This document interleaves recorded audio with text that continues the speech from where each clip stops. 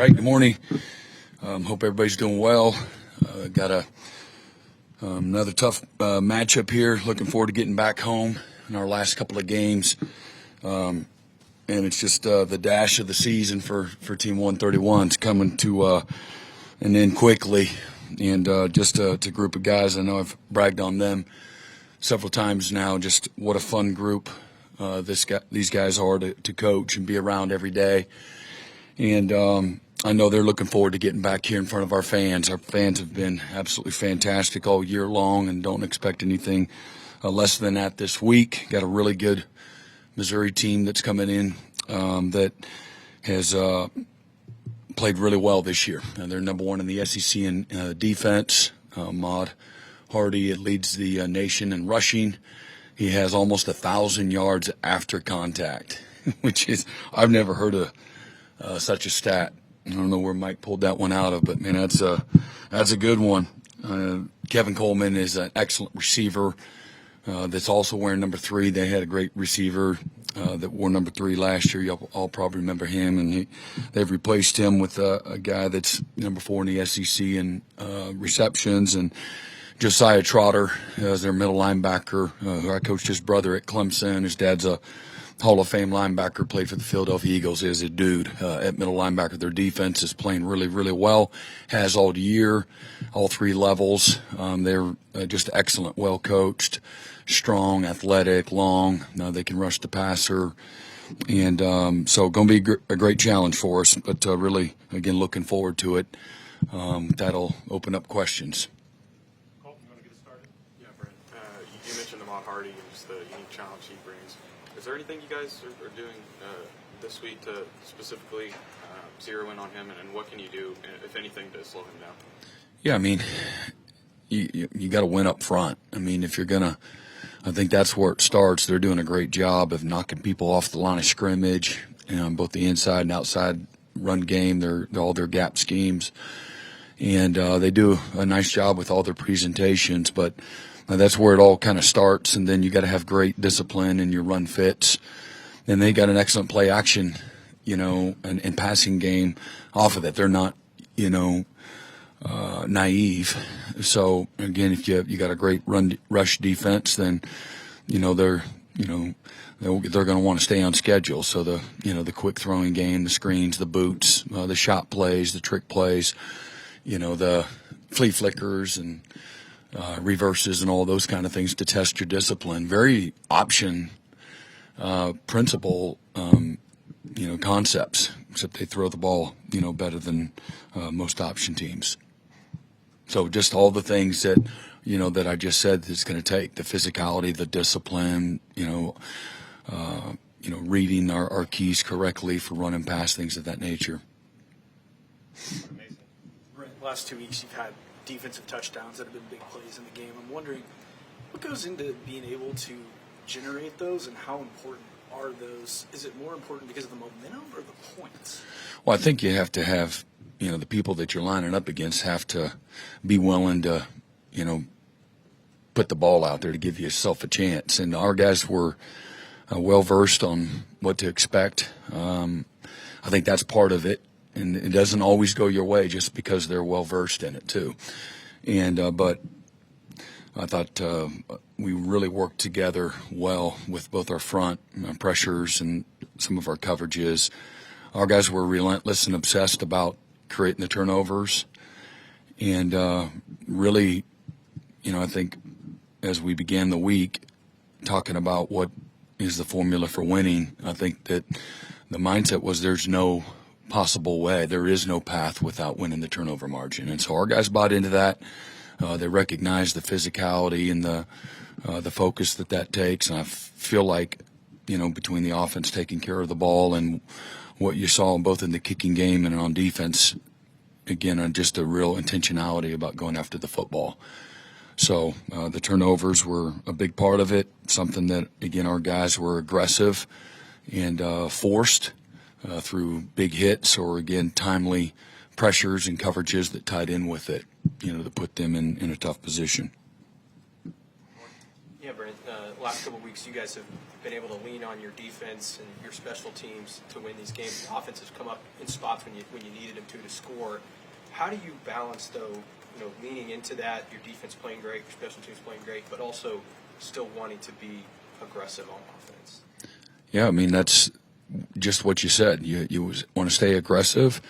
You got to play smart football. That again, you always are, working together. What does the winning formula this week look like? And some weeks it's similar. Some weeks it's not, based on matchups and things of that nature. And then the flow of the game dictates it too. Are we winning the line of scrimmage? Are we getting off the field? Are we able to run the ball on offense and create explosive plays? Are we able to do those things? And then the kicking game, certainly, with the ability that we have, with Sandell, that's a big deal. It certainly affected us a year ago with not being able to do a whole lot on offense, and then we were very inconsistent at kicking field goals a year ago. And so now you're kind of forced in those past the logo, around the 40 areas that all the analytics are saying it's a go at 10, 4th and 10. And knowing damn well you haven't seen them get much on 1st and 10, let alone 4th and 10, but you can't make a field goal, so now what do you do?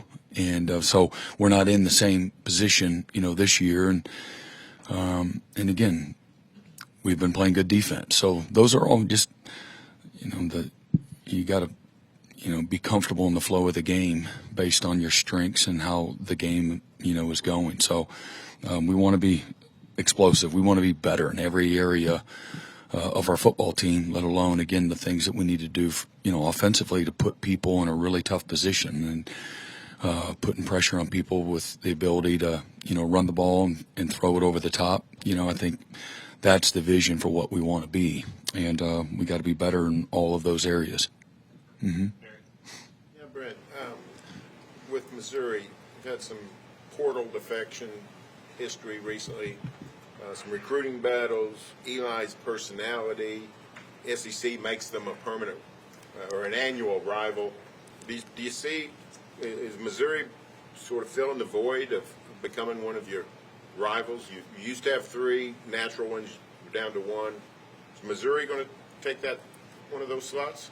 Well, I mean, they're going to be on our schedule every year for the foreseeable future. So, and all those other things to me, they mean nothing to me. They probably mean something to somebody else, but I don't get into all that. You don't hear me spouting back at whatever's out there. It doesn't. I just laugh at it. It's okay. You know what I mean? I don't mind it whether it's good or bad. It's at me or it's at us or it's at someone else. It's just not my style. I try to focus on what it takes to win and the things that matter the most and things that I can control. So if everybody wants to make that a rival, fine. If they don't, I'm fine too. So that may not endear myself to the story or to anybody else, but they're on the schedule. Laird Beach, their athletic director, was a linebacker mate of mine, in college, and got great respect for Eli and who he is as a coach. Certainly know him way before Missouri, and have faced off against him. He does a great job, and but I love the passion and the energy of people kind of drawing the line in the sand. That's cool. I don't mind that, and but my focus is on a really good football team that's getting ready to come in here this weekend. And, they've done a really good job building a roster with good players. And they've done a good job as a staff putting them in position to be successful. So that's kind of where my focus is. Yeah, Brent, you guys have been able to run the ball more effectively this last month. And just with the importance of being able to run well heading into this home stretch, and Xavier getting a little bit banged up against Alabama, and Torrey dealing with some stuff a little bit earlier than that. How are you feeling about the depth of that running back room heading into this final stretch? Well, it's going to be tested without question. So hopeful that we can stay healthy, and we're going to probably have to spread it out a little more, to kind of manage in the next couple of weeks. Yeah, Brent, you talked about the levels of defense complementing each other to force some of those turnovers. We saw that with Kip Lewis the other day with that initial one. I want to ask you about him and just the energy that he brings to the defense and the way that he's come along and what that does for that defense as a whole. Yeah, he's been outstanding, and it's infectious. You know, his passion, his energy, his toughness, his love to compete. When stuff isn't going well, that's when he has been at his best. People notice when he's celebrating a great play, but probably his best quality is who he has been when things are tight.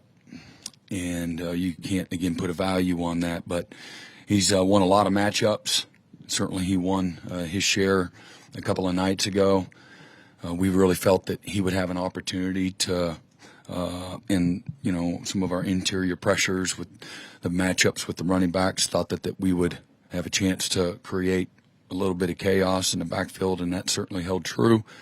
But he's had an outstanding year, and our team does really feed off of or energized by both his playmaking and just his passion.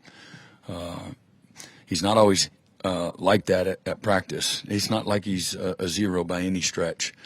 And but I'm really proud of the player that he has become, the leader that he's become this year. You talk about the element of stepping forward in those tight moments. Is that something that's just sort of innate, or is that something you've seen sort of grow in him? I think that's who he's been. Coming out of high school, he's a 2-time 4A Defensive Player of the Year at Carthage, and I think a 3-time state championship player. I do think there's an instinctive, innate ability to be that, somebody that they're at their best, the bigger the moment. I do think that. I feel that Coach Dreiling has done a good job of helping with his temperament as well. And then he's just grown and matured into, those are things that he's become through going through the fire, and maturing as a football player. Mm-hmm. Second row, Joe Sano. Brent, another batch of rankings is revealed tonight. The committee's talked about strength of schedule being more of a priority this season. Just generally, how do you think the committee should assess maybe a 2-loss team with better wins like yourself versus maybe a 1-loss team that doesn't have as good of wins? I really can't answer that because everybody's going to have their opinion, and it's just for me it's a waste of time, and it'll be whatever it is without my opinion. And so again, my focus is just what's in front of us right now. And that's a space that just gets messy when you start, putting things out there. And really, again, I don't even know what their metrics are. I don't even know what our strength of schedule is. I know it's been hard. It's been tough. But there's plenty of teams that have had a challenging schedule. And so if they look at that and they're impressed and they want to quantify it as they compare things, great. I don't think there's a rhyme or reason. I'm sure there's a fan base or two that is up in arms after each week's rankings. And it's emotional space that I just kind of stay out of. Mm-hmm. Third row, Clint. Yeah, so, Coach, from the outside looking in, it looks like you guys are really, really good at making adjustments defensively at halftime, coming out and really being dominant in the second half. And I wonder, I know there's a lot that goes into your halftime, right? You're meeting with your coaches, you're meeting with your players, you got players talking to each other. What is it about your process at halftime that's working and that's where you're able to convey things to those guys and have them execute? Yeah, I think first, the credit goes to the players, just their determination, their toughness, their ability to adapt and adjust, their strain, their physicality, their precision. I think that's where it starts. And then two, I think having a system that has answers, for what you're getting, and a coaching staff that has great awareness, and we all kind of get back to the same answers. We're not in 5 or 6 different places. I think we've got a really good staff that works well together cohesively in a very short amount of time. Can come up with a few small minor adjustments, but at the end of the day, the players are the ones that are out there making whatever scheme you have, really good. And other than, again, they had that first drive where I think they had a good run. They popped a run that we just misfit it. That extended the drive and kept us from getting them in 3rd and long. The rest of the half, again, our guys were just, man, they were amazing. I think they got maybe a first down, maybe 2 first downs actually on that last drive. But some of that is, and not that you ever want them to get any first downs. I'd rather have gotten off the field on 4th and 1. But some of that, the clock was their enemy, and keeping the ball in front of us, was working, really well too, and making them burn the clock. But really, I thought the second half, was a really, dominant finish, for the defense.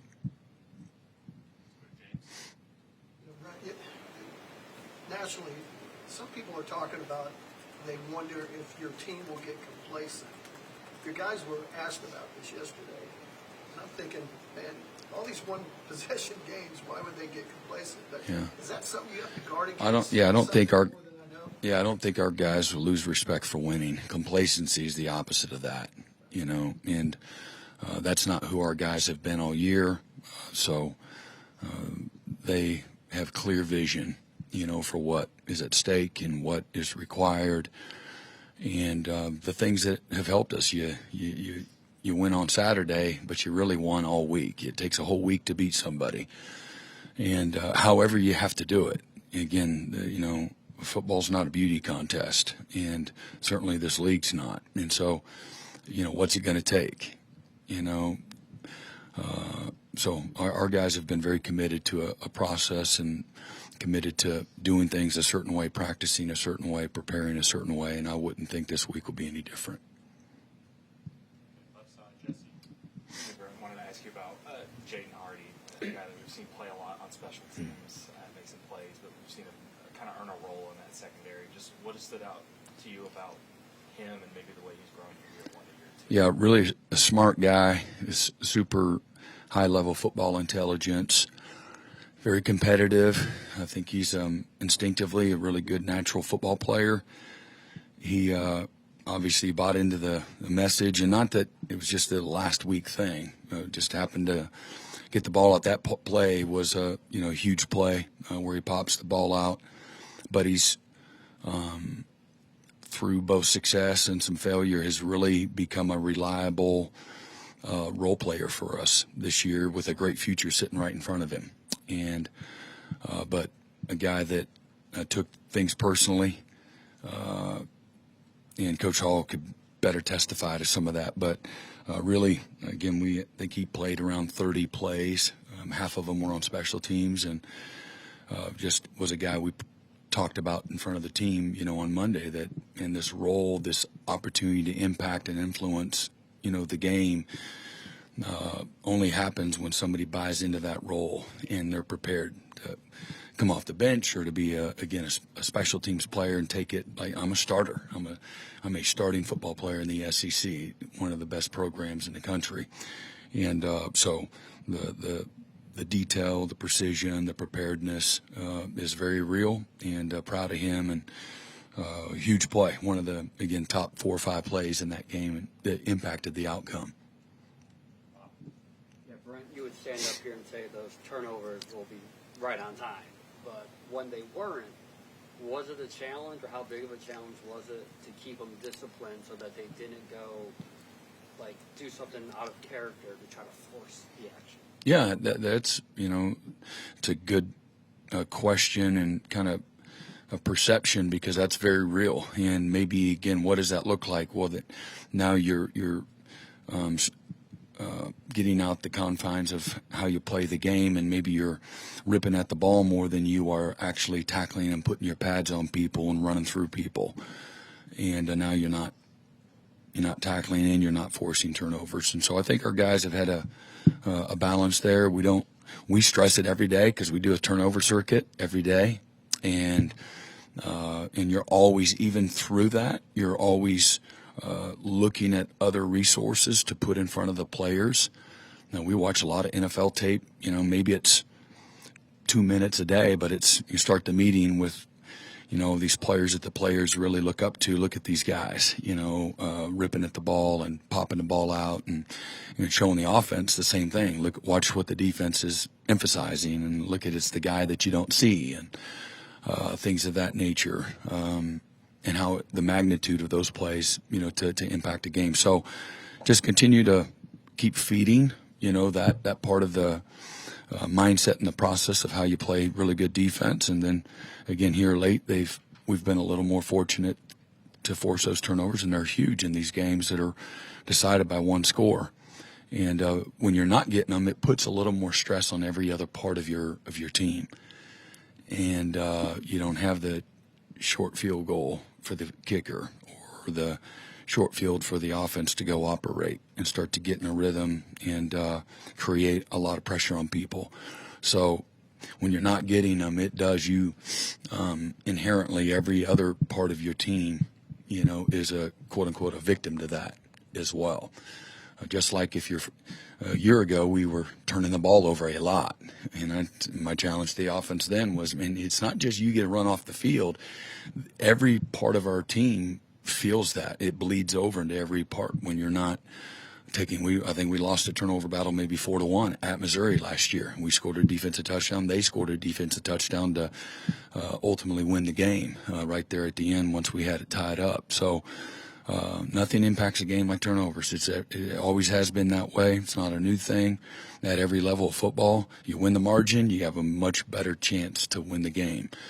You score defensive touchdowns, you have a much better chance to win the game. So, hopefully we'll be able to continue that trend, that it would be huge, to be able to, take the ball away from a ball control type of offense.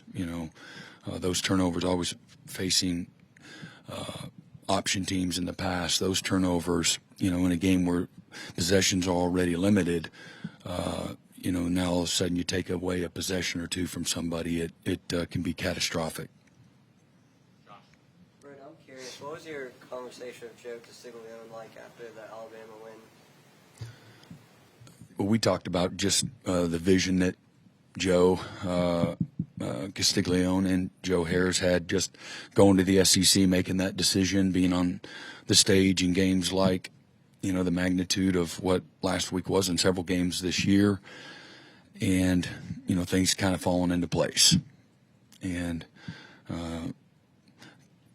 so that's some of that kind of stuff. But it's been great. I have great appreciation and respect for Joe and the support and his steadiness through just navigating a lot of choppy waters over the last several years with the challenges, the landscape of college football, and then moving to, a new league and everything that goes into that. There's a lot of layers to it. And he's had incredible, strength and leadership through all of that. Second row, David. You talked about Jaden Hardy and some of these role guys on defense. Just want to ask, what about your defense allows, it to be as effective when these backups and role guys are in it? It says a lot about their commitment, their process, their ability to handle the depth of, what we do from a mental standpoint, a scheme standpoint. We've recruited some really good players, and but they got to be coached, and they have to put in, more than what's required to be able to play fast and aggressive and things of that nature. So you see a lot of that, just look at the guys that were freshmen a year ago, whether it's Boganowski or it was Powers, or it was Hardy, it was David Stone. It's just to name a couple of guys, and where they're at now, or even Day Jordan. How about that forklift on the running back, 245-pound running back, and winning that matchup, and a huge play in the game. But those are guys all true freshmen a year ago, and everything they can get overwhelmed, and there's the whole paralysis by analysis, and just several months later, a short time later, man, they're in different hemispheres. Their ability to play and execute, their confidence, the game slowing down, and they're just kind of getting started. A year from now, they'll be, in another place, just like Robert Spears took him a couple of years where he is now, or Peyton Bowen. And Peyton came in as a freshman and played really pretty well as a true freshman. Some injuries he fought through and things of that nature. Robert, has just kind of steadily, developed into one of the best players on our defense, one of the best in America, and great leader. But I know I've talked about him several times, what he was like as a freshman, just not ready mentally, and X's and O, all of those things, how to compete. But really proud of it. There's a lot of work that goes on. You all see him be successful on Saturday, and there's a lot that goes into the commitment, the sacrifice, the consistency, the details. There's a lot of layers to it. And I think that's probably what you're alluding to, and a lot goes into it. And the game's kind of loving him back, through a loyalty to a process. Time for one more. Jay. Coach, we saw a little bit on Saturday, but what did the Bowen brothers bring to this program? Well, I think they have an influence of the brotherhood, naturally speaking, but they're both great teammates. The players pull for them, and it's really unique that two brothers get to be out on the field and play, tremendous roles. They're both excellent players, elite at what they do, and so that's a lot of fun for everybody to celebrate their successes and things like that, and to watch them. And what a gift that is, for brothers to be able to do that on this journey. Life's so short, and for them to be able to go from high school to college and both be up here in the rare air as players is a really cool thing to kind of witness and be a part of. Myron, what you got?